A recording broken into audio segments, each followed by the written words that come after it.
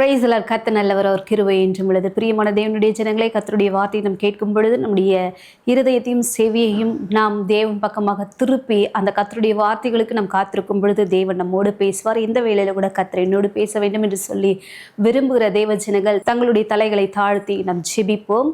ஸ்தோத்தரிக்கிறோம். ஆண்டவரே, இரக்கமுள்ள நல்ல தெய்வமே, உமக்கூடான கொடி ஸ்தோத்திரங்களை ஏறெடுக்கிறோம். இந்த வேளையில கூட கர்த்தருடைய ஆண்டவரே வார்த்தைகளை நாங்கள் தியானிக்க போகிறோம். நீர் எங்களோடு பேசுவீராக. உம்முடைய வார்த்தைகள் ஆண்டவரே கிடைத்தவுடனே ஆவென்று உட்கொண்டேன் என்று சொல்லி ஆண்டவரே நாங்கள் வேதத்தில் வாசிப்பது போல உம்முடைய வார்த்தைகள் கிடைத்த மாத்திரத்தில் கர்த்தாவே ஜனங்களுடைய வாழ்க்கையில நன்மை நடக்கட்டும், அவர்களுடைய வாழ்க்கைக்கு அது ஆசீர்வாதமாக மாறட்டும். பயன்பெறும்படியாக இந்த வேளையில யாரெல்லாம் தங்களை ஆண்டவரே அர்ப்பணிக்கிறார்களோ அவர்களுடைய வாழ்க்கையில ஒரு அதிசயம் அற்புதம் நடக்கும்படியாக ஜெபிக்கிறேன். தேவனாகி கர்த்தர் இந்த வேளையில கூட ஆண்டவரே இடைப்படுங்க, பெரிய காரியத்தை செய்யுங்க. இயேசு நாமத்தினால் ஜெபிக்கிறேன் நல்ல பிதாவே, ஆமென். ஹல்லேலூயா. தேவனுடைய நாமம் மகிமைப்படுவதாக. இந்த வேளையில கூட பிரியமானவர்களே, கர்த்தருடைய வார்த்தையை நாம் கேட்டு அந்த வார்த்தைகளை தியானித்து இந்த வேளையில கூட தேவனுடைய வார்த்தைக்கு நேராக நாம் கடந்து செல்லலாம். வாசிப்போம். புலம்பலின் புஸ்தகத்துல 3ஆம் அதிகாரத்தில் 22வது வசனம். நாம் நிர்மூலம் ஆகாதிருக்கிறது கர்த்தருடைய கிருபையே, அவருடைய இரக்கங்களுக்கு முடிவில்லை. ஹல்லேலூயா. நாம் நிர்மூலம் ஆகாமல் இது நாள் வரைக்கும் நம் ஜீவனோடு இருப்பது தேவனுடைய கிருபை தாங்க. அவருடைய இரக்கங்களுக்கு முடிவு கிடையாது என்பதை இந்த வேத வசனம் நமக்கு சொல்லுகிறது. நாம் ஜீவனோடு வாழ்ந்து கொண்டிருக்கிறோம் என்று சொன்னால் அவருடைய கிருபையினாலே மாத்திரம்தான் நாம் வாழ்ந்து கொண்டிருக்கிறோம். நம்முடைய சுய சித்தத்தினால நாம் வாழ்வது கிடையாது, நம்முடைய சுய பலனினால நாம் வாழ்வது கிடையாது. நாம் நிர்மூலம் ஆகாமல் இருப்பது, நாம் ஜீவனோடு இருப்பது கர்த்தருடைய கிருபை என்று சொல்லி எண்ணி கர்த்தரை நாம் துதிக்கக்கூடியவர்களாக இருக்க வேண்டும். பிரியமானவர்களே, அவருடைய இரக்கங்களுக்கு முடிவு கிடையாது. தேவன் நமக்கு இரக்கம் செய்ய அவர் சித்தமுள்ளவராக இருக்கிறார். அவரிடத்துல நம் இரக்கத்தை பெற்றுக்கொள்ள வேண்டும் என்று சொன்னால் தேவனுக்கு பிரியமுள்ளவர்களாக நாம் ஜீவிக்கும் பொழுது தேவனுடைய இரக்கத்தை நம்மளால பெற்றுக்கொள்ள முடியும். அவருடைய இரக்கம் ஒரு நாள் 2 நாள் கிடையாதுங்க.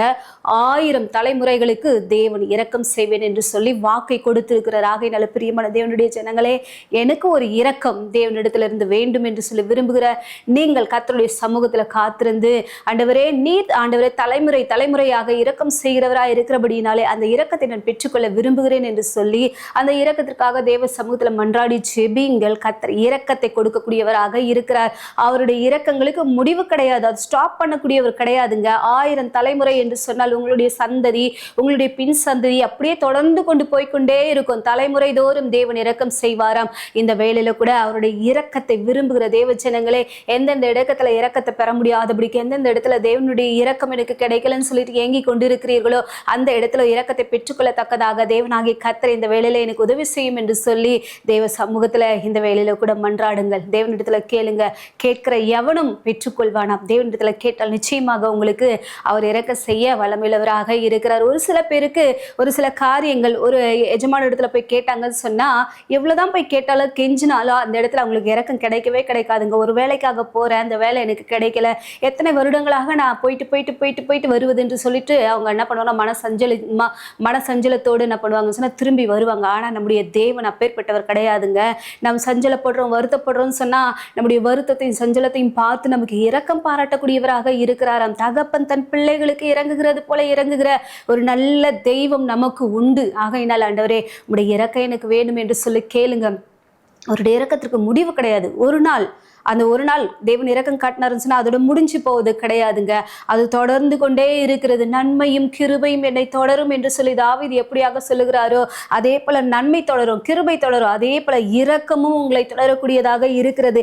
இந்த இரக்கம் எனக்கு வேண்டும் என்று சொல்லி கேளுங்க. இந்த இரக்கம் இருந்தாதான் அந்த பூமியில நம்மால ஜீவிக்க முடியும், நம்ம பிரச்சனைகளை எதிர்கொள்ள முடியும். அந்த இரக்கமற்ற ஒரு வாழ்க்கை நம்ம வாழும் பொழுது நம்முடைய தேவைகளை சந்திக்கப்பட முடியாத ஒரு சூழ்நிலை தள்ளப்படுவது மாத்திரமில்லாதபடிக்கு நம்முடைய வாழ்க்கையே ஒரு கேள்விக்குறியாக முடிஞ்சிடும். அதனால தான் தேவ சமூகத்துல நீங்க இருக்கும் பொழுது ஒரு பாதுகாப்பு உங்களுக்கு உண்டாகும்.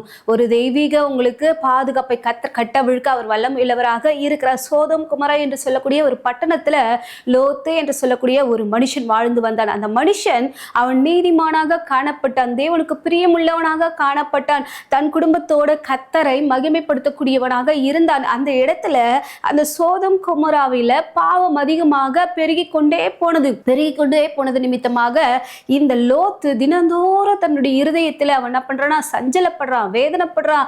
என்ன வாழ்ந்து கொண்டிருக்கிற இந்த பூமியில இவங்க இவ்வளோ பாவங்களை செய்து கொண்டு தேவனுக்கு பிரியமில்லாத ஒரு வாழ்க்கை வாழ்ந்து கொண்டிருக்கிறார்களே, இவர்களை தேவன் நீ சந்தியும் என்று சொல்லி அவர்களை நினைச்சு ஒவ்வொரு நாளும் தன்னுடைய நீதியுள்ள இருதயத்துல வாதிக்கப்பட்டு கொண்டே இருந்தானாம். அந்த பாவம் இவங்களுடைய குடும்பத்தை பின்தொடராதபடிக்கு, இவங்க பின் சந்ததியை பின்தொடராதபடிக்கு கர்த்தர் இந்த குடும்பத்தாரை காக்க அவர் வல்லமையுள்ளவராக இருந்தார். ஹல்லேலூயா. பிரியமானவர்களே, நீங்க ஒரு பாவத்தை பார்த்து அந்த பாவத்திற்காக தேவ இரக்கத்தை கேட்டு, ஆண்டவரே நீர் இவர்களுக்கு உதவி செய்யும் என்று சொல்லி கேட்கும் பொழுது அந்த இடத்துல தேவன் இரக்கத்தை காண்பிக்கக்கூடியவராக இருக்கிறாருங்க.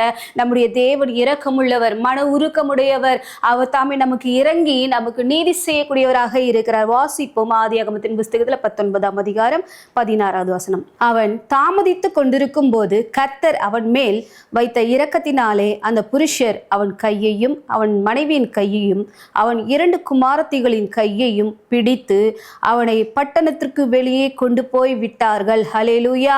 அவன் தாமதித்துக் கொண்டிருக்கும் பொழுது இந்த லோத்து என்று சொல்லக்கூடிய மனுஷன் அந்த சோதோமிலே தேவன் என்ன பண்றாருன்னா அந்த சோதோமின் ஜனங்களை அழிக்க வேண்டும் என்று சொல்லி சித்தமுள்ளவராக கந்தகத்தை வர்ஷிக்க அவர் என்ன பண்ணாரோ தீர்மானம் பண்ணினாரு. அந்த இடத்துல இந்த சோதோமில இந்த லோத்தும் அவனுடைய பிள்ளைகளும் இருந்தாங்க. அவன் தாமதம் பண்ணி கொண்டிருக்கிற ஆண்டவர் சொல்றாரு, இந்த இடத்தை விட்டு நீ புறப்பட்டு போயிடுன்னு சொல்றாரு. அவன் என்ன பண்றான், போறதுக்கு கொஞ்சம் என்ன பண்றான், லேட் பண்றான். அந்த லேட் பண்ணுவது நிமித்தமாக அங்கு அனுப்பப்பட்ட தூதர்கள் இவனுக்கு உதவி செய்யும்படியாக தேவன் இவன் மேல் வைத்த இரக்கத்தின் நிமித்தமாக அவனுடைய கையை பிடித்து, அவங்களுடைய பிள்ளைகளுடைய கையை பிடித்து அவர்களை தப்புவிக்கும்படியாக, அந்த அழிவுக்கு அவர்களை விலக்கி காத்து கொள்ளும்படியாக அவர்களை அந்த பட்டணத்திலிருந்து வெளியே கொண்டு போய் விட்டார். ஹல்லேலூயா. பிரியமான தேவனுடைய ஜனங்களே, நீங்க கர்த்தரை உண்மையாக தேடினீர்கள் என்று சொன்னால், ஒரு பாவத்தை பார்த்து அதுக்காக நீங்க வருந்துறீங்கன்னு சொன்னா கர்த்தர் உங்களுக்கு இரக்கத்தை செய்யக்கூடியவராக இருக்கிறார். அந்த சோதோமினுடைய பாவம் தேவ சமூகத்திற்கு நேராக போய் எட்டினதுங்க. அவங்களுடைய கூக்குரல் தேவ சமூகத்துல போய் எட்டினது. அந்த பாவத்தை பார்த்த தேவன் அதை வெறுக்கக்கூடியவராக இருக்கிறார். இந்த வேளையில கூட தேவன் எப்படியாக பாவத்தை வெறுக்கக்கூடியவராக இருக்கிறாரோ, நீங்களும் பாவத்தை பார்த்தால் அதை வெறுத்து ஜெபித்து அந்த இடத்துல பாவம் இருக்கக்கூடாது என்று சொல்லி நீங்க ஜெபிக்கும் பொழுது கர்த்தர் உங்கள் நிமித்தமாக உங்களுக்கு இரக்கத்தை காட்டி உங்களுடைய குடும்பத்தாருக்கும் உங்களுடைய பிள்ளைகளுக்கும் தேவன் இரக்கம் செய்யக்கூடியவராக இருக்கிறார். ஹல்லேலூயா. பிரியமானவர்களே, தேவன் இரக்கமுள்ளவர் என்பதை அறிந்து நீங்க செயல்படுங்க. தன் பாவங்களை மறைக்கிறவன் வாழ்வடைய மாட்டான், அவைகளை அறிக்கை செய்து விட்டு விடுகிறவன் தான் இரக்கத்தை பெற்றுக்கொள்வான். பாவத்தை செய்துட்டே போயிட்டீங்கன்னு சொன்னா நிச்சயமாக ஒரு நாள் அழிவு உண்டு, நிச்சயமாக ஒரு நாள் மரணம் உண்டு. பாவத்தின் சம்பளம் மரணம். பாவம் செய்ய செய்ய செய்ய செய்ய பாவம் பூரணமாகும் பொழுது என்னாகும் சொன்ன மரணத்தை பிறப்பிக்கக்கூடியதாக இருக்கிறது. இந்த சோதோமின் மக்கள் அப்படியாகத்தான் பாவம் செஞ்சாங்க. தேவனுடைய பார்வையில அது மிகவும் அருவருப்பாக காணப்பட்டது நிமித்தமாக அந்த பட்டணத்தையே கர்த்தர் அழித்து போட்டார். ஹல்லேலூயா. நீதிமானாகிய அந்த ஒருவனுடைய குடும்பத்தை மாத்திரமே கர்த்தர் காத்து கொண்டாருங்க. அந்த லோத்தினுடைய குடும்பம் மாத்திரமே காக்கப்பட்டது. அதே போல இந்த வேளையில கூட பாவத்தை செய்து கொண்டு நான் தேவனுக்கு பிரியமா தான் வாழறேன், ஆலயத்துக்கு போறேன், ஜெபிக்கிறேன், உபவாசிக்கிறேன்னு சொல்லிட்டு இப்பேற்பட்ட ஒரு வாழ்க்கை வாழ்ந்து கொண்டு இருக்காதீங்க. இந்த காரியங்களை தேவன் வெறுக்கக்கூடியவராக இருக்கிறார். பாவத்தை பார்த்தா பாவத்தை எதிர்த்து போராடி ஜெபிக்கக்கூடியவர்களாக இருங்க.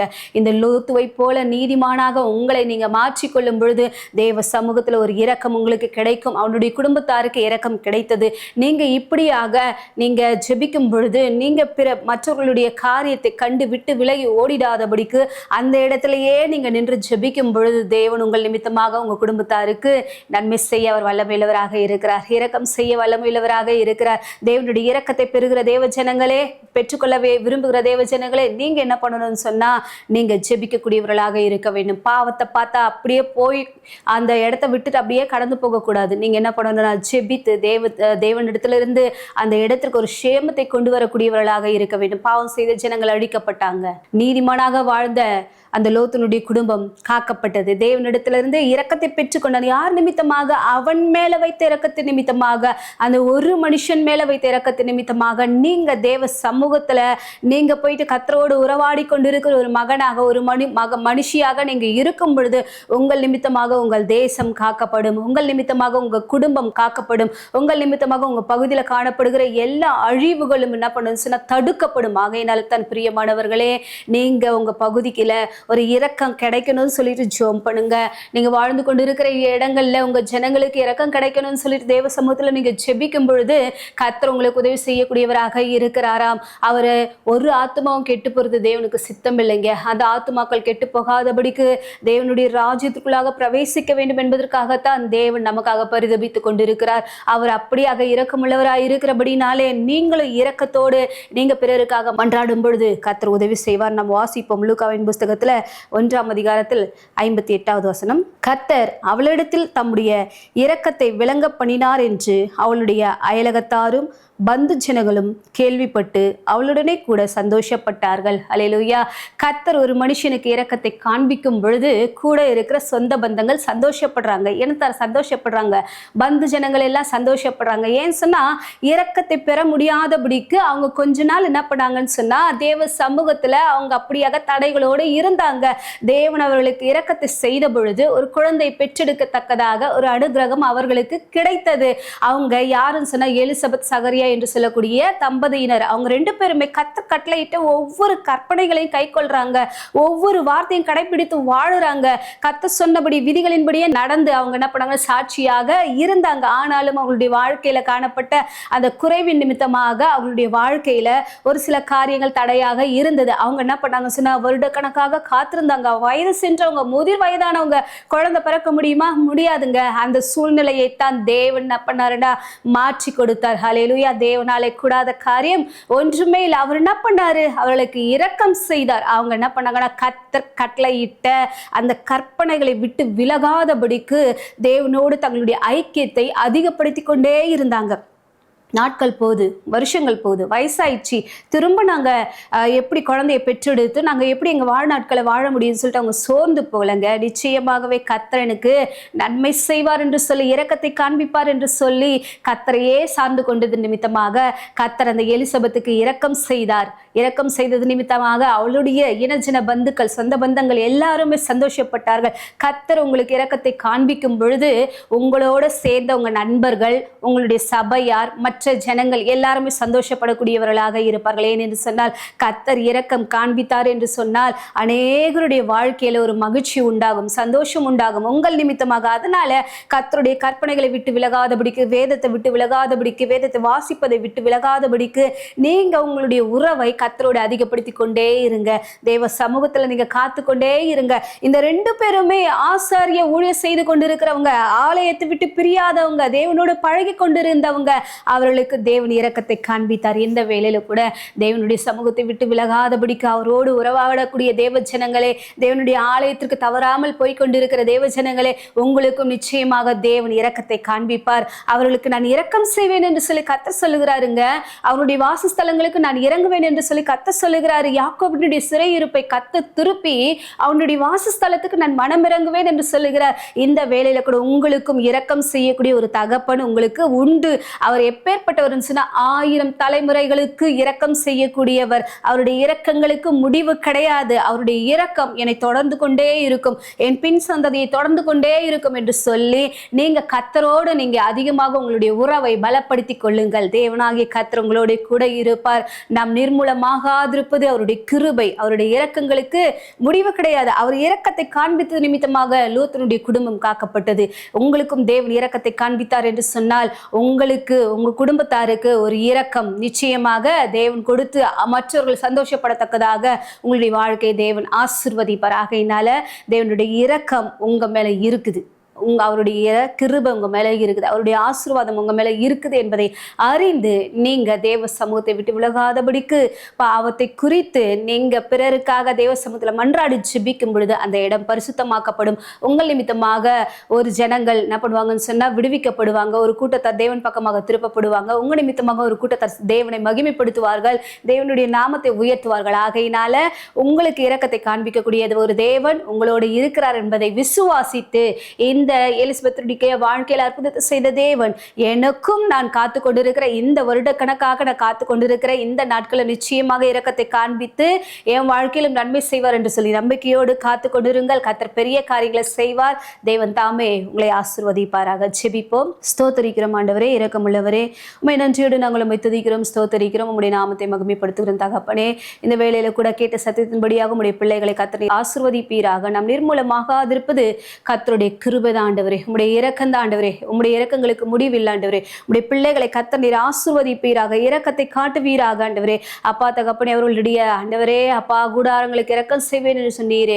எவன் மேல் இரக்கமாய் இருப்பேன் அவன் மேல் இரக்கமாய் இருப்பேன் என்று சொன்னீரே தகப்பனே. அப்பா நீர் இரக்கம் வைக்கிற தேவ ஜனங்களுக்கு இந்த நாள்ல ஒரு வாழ்வை கொடுத்து கர்த்தர் நீர் ஆசீர்வதித்து உயர்த்த போறதற்காக ஸ்தோத்திரம் ஆண்டவரே. உம்முடைய நாமம் மகிமைப்படட்டும். நீர் பெரிய காரியங்களை செய்யும். தாழ்த்தி ஒப்புக் கொடுக்கிறேன். இயேசு நாமத்தினால் ஜெபிக்கிறேன் நல்ல பிதாவே, ஆமென். God bless you.